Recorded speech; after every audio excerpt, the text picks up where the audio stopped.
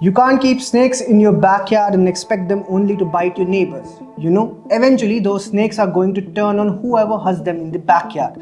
This is what former US Secretary of State Hillary Clinton said to her then Pakistani counterpart Hina Rabbani Khar and warned them of not labeling terrorists as good or bad depending upon their interests.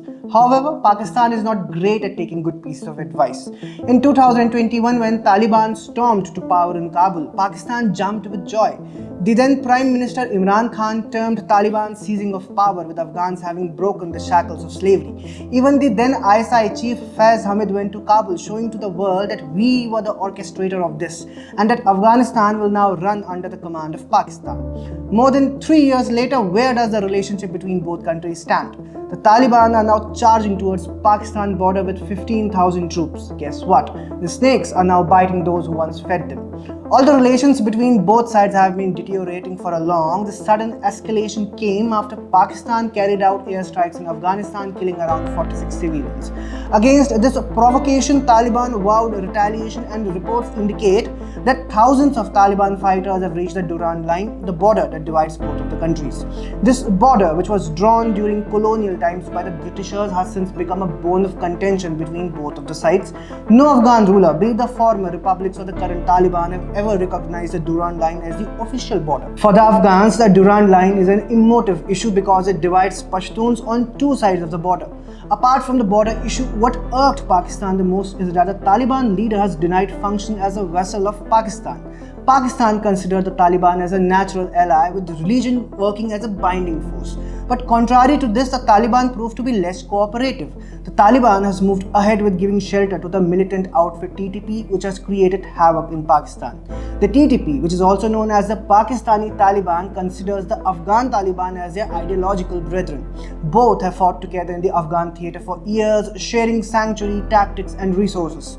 Since the time the Taliban seized power in Kabul, there has been a significant spike in militant attacks on Pakistani security and police forces, particularly in Khyber Pakhtunkhwa and Balochistan provinces.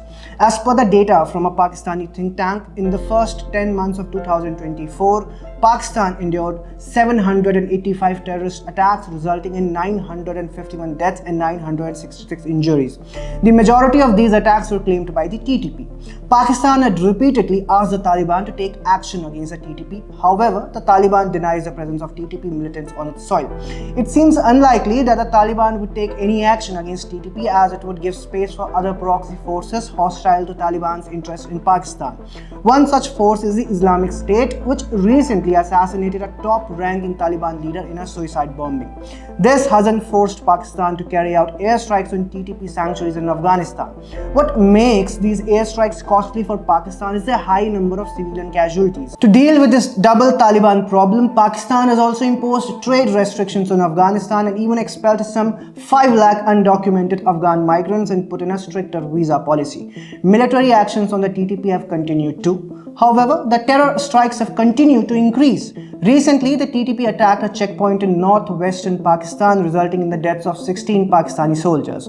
For Pakistan, the twin Taliban problem is growing as a nightmare, which is a result of its long-standing policy of supporting terror groups in the region.